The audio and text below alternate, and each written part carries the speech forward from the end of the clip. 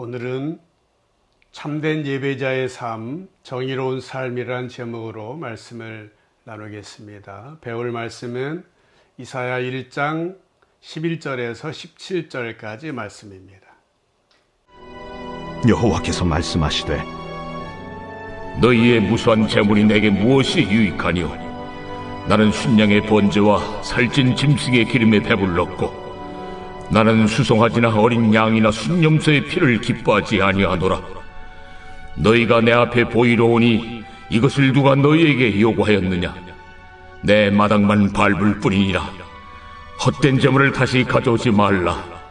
분향은 내가 가증 여기는 바요, 월삭과 안식일과 대회로 모이는 것도 그러하니 성회와 아울러 악을 행하는 것을 내가 견디지 못하겠노라.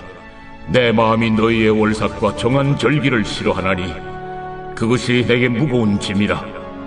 내가 지기에 곤비하였느니라. 너희가 손을 펼 때에 내가 내 눈을 너희에게서 가리고 너희가 많이 기도할지라도 내가 듣지 아니하리니 이는 너희의 손에 피가 가득함이라. 너희는 스스로 씻으며 스스로 깨끗하게 하여 내 목전에서 너희 악한 행실을 버리며 행악을 그치고 선행을 배우며 정의를 구하며 학대받는 자를 도와주며 고아를 위하여 신원하며 과부를 위하여 변호하라.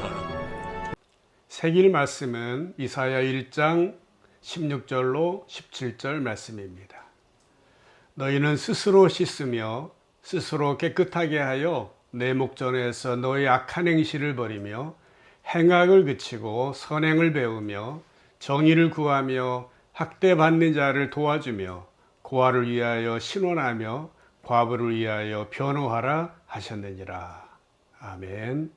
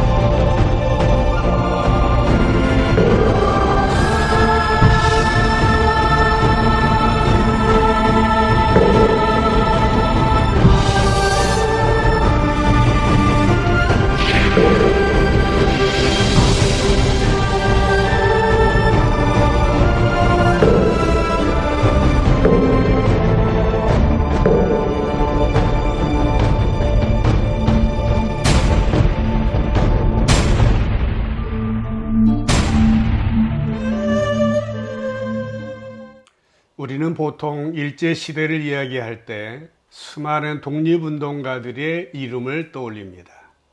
당시 많은 사람들이 힘 있는 사람들의 수탈과 압박으로 고통을 당하였지만 또한 많은 사람들이 그 힘 있는 사람들 편에서 적당히 안주하며 살아가기도 하였습니다. 하지만 일본인으로서 조선 광복 이후까지 일제로 인하여 상처를 받은 사람들을 위해 힘을 쓴 한 사람의 이야기를 오늘 영상을 통해서 보았습니다.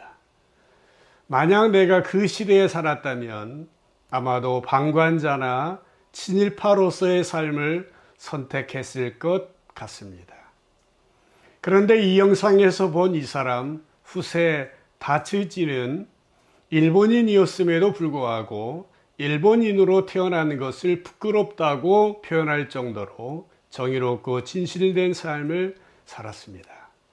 그가 이렇게 자신의 삶이 고통스러웠음에도 불구하고 옳고 그름, 정의로운 삶을 살게 한 원천은 무엇이었겠습니까?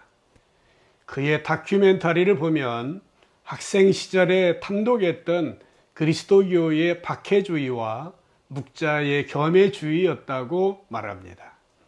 내 이웃 사랑하기를 내 몸과 같이 하라는 레위기 19장 18절 말씀과 함께 자신과 타인을 동일하게 사랑해야 한다라는 겸해주의의 사상이 그가 지켜내고자 했던 가치였습니다. 오늘 본문을 기록한 이사야는 기원전 8세기 남유다 왕국에서 활동한 예언자로서 우시아와 요담, 아하스와 히스기야 4명의 왕들이 통치하던 기간에 사역하였습니다. 그의 이름은 여호와가 도움이시다, 여호와께서 도와주셨다라는 뜻입니다. 성경에 여러 예언자들이 있는데 그들이 처한 상황은 각기 다릅니다. 아모스처럼 목자이며 뽕나무를 재배하던 사람도 있었지만 이사야는 전통적인 신앙의 가문 출신으로서 왕족의 일원이기도 하였습니다. 하나님의 예언은 왕궁에서도 필요하고 일반 백성들에게도 필요합니다. 이렇게 엘리트적인 느낌이 강한 이사야를 하나님이 쓰신 장소는 왕궁이었습니다. 그는 정치에 관하여 많은 정보를 가지고 있었고 주변 나라의 현실에 대해서도 잘 파악하고 있었던 사람이었습니다. 이스라엘이 남북으로 분열된 이후 유다의 역대 왕들은 여호와를 배반하여 이방신과 우상을 섬기고 북쪽 이스라엘 왕들의 길, 특히 아합 왕의 길을 따랐습니다. 그들은 하나님께 예배드리면서도 산당을 없애버리지 않고 그곳에서 제사를 드렸습니다. 이런 배경에서 이사야는 유다와 예루살렘에 관하여 하나님이 보여주신 계시를 전하게 됩니다. 첫째로 유다 백성은 하나님과의 언약 관계를 파기하고 하나님을 거역하였습니다. 이사야가 예언했던 시기에 북이스라엘은 아수르에 의하여 멸망하였고 남유다도 46개의 성읍이 다 점령당하고 예루살렘만 덩그러니 남아있는 상황이었습니다. 이사야는 우리가 이러한 위기를 직면한 것은 정치적이고 군사적인 이유가 아니라 이스라엘의 거룩하신 분을 업신여겨서라고 선포합니다. 지금 아수르에 의하여 폐하가 된 상황은 하나님의 매를 맞은 것이라고 표현합니다. 2절에 보면 하나님은 유다 백성이 하나님의 자식이라고 말씀하셨습니다. 내가 자식을 양육하였거늘 그들이 나를 거역하였도다. 언약 백성으로부터 하나님이 배반당하셨다는 말씀입니다. 그런데 우리가 생각할 것이 있습니다. 그들은 언약 백성으로 하나님께 예배하는 것을 소홀하지 않았습니다.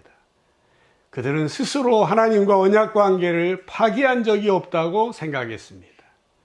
그들은 하나님께 제사를 드리고 동시에 이방신을 섬기면서도 하나님을 예배하고 있다고 생각하였습니다. 그들이 영적으로 얼마나 무지한지 알 수 있습니다. 우리에게도 하나님만 섬기지 않고 하나님과 겸하여 섬기는 것들이 있습니다. 우리들이 영적으로 민감하게 깨어서 우리의 내면을 살피지 않는다면 우리를 또 이스라엘 백성들과 똑같게 될 수밖에 없습니다. 유다 백성은 하나님과 언약 관계를 파기하고 하나님을 거역했습니다. 두 번째로 하나님은 일상의 삶과 분리된 예배를 기뻐하지 않으십니다. 하나님께서는 이스라엘 백성들에게 해마다 3번씩 정기적으로 그분 앞에 모습을 보이라고 명령하셨습니다. 그것은 그들의 회개와 순종을 동반해야 하는 것입니다. 그러나 그들에게는 순종과 회개가 없었습니다. 그들은 계속 죄 가운데 살면서 희생 제사와 예배를 드렸습니다. 그들은 자기들에게 예루살렘 성전이 있는 것이 자랑이었습니다. 그래서 그들은 예루살렘 성전이 있는 한 망하지 않을 것이라고 믿고 있었고 성전 제사에 열심이었던 것입니다. 그러나 하나님께서는 말씀하십니다. 11절 12절에 보면 너희의 무수한 재물이 내게 무엇이 유익하뇨? 나는 수양의 범죄와 살찐 짐승의 기름에 배불렀고 나는 수송아지나 어린 양이나 순염소의 피를 기뻐하지 아니하노라. 너희가 내 앞에 보이러 오니 이것을 누가 너희에게 요구하였느냐? 내 마당만 밟을 뿐이니라. 그리고 13절에 보면 헛된 재물을 다시 가져오지 말라고 하셨습니다. 언약 백성의 특권을 감당하지 못하고 죄를 짓는 그들의 삶으로 인하여 하나님의 분노를 촉발하신 것입니다. 하나님께서는 일상의 삶과 분리된 예배를 기뻐하지 아니하십니다. 마지막으로 진정한 예배는 악한 행실을 버리고 정의를 행함으로 완성됩니다. 진정한 예배는 삶 속에서 지속적인 하나님과의 만남을 통하여 삶과 신앙이 분리되지 않아야 합니다. 고대 근동의 이방신들은 제물을 드리는 자의 거룩한 삶에는 관심이 없었습니다. 유다 백성들은 언약 백성이면서도 풍요를 가져다 준다는 바알과 아세라 신상을 섬기면서 음란하고 부도덕한 삶을 살았습니다. 하나님은 온 우주 만물의 주인이시며 거룩하신 분이십니다. 하나님 우리의 재물보다 재물을 드리는 우리의 마음을 보시고 성결함을 요구하시는 인격적인 하나님이십니다. 고대 근동의 잡신들처럼 자신을 예배하는 자들을 보호하고 축복하는 후견인 정도가 아니십니다. 로마서 12장 1절 말씀처럼 우리의 몸을 하나님이 기뻐하시는 거룩한 산 제물로 드리기를 원하십니다. 이 말은 우리가 사는 이 세상, 우리의 가정, 사회, 직장에서 내 뜻과 내 욕망대로 사는 것이 아니라 하나님의 거룩하신 말씀에 순종하며 살아야 한다는 말입니다. 이것이 하나님이 기뻐하시는 영적인 예배인 것입니다. 앞에서 보았던 후세 다치지는 일본인으로 태어난 것을 부끄럽게 생각하고 정의롭고 진실한 삶을 살아내기 위하여 자신의 삶이 고통스러웠음에도 불구하고 정의로운 삶을 살았습니다. 우리는 하나님의 자녀로서 이 땅에서 어떻게 살아야겠습니까? 사랑과 정의를 실천함으로 하나님이 기뻐하시는 아름다운 인생 살아가는 여러분들 되어지시기를 주님의 이름으로 축복합니다.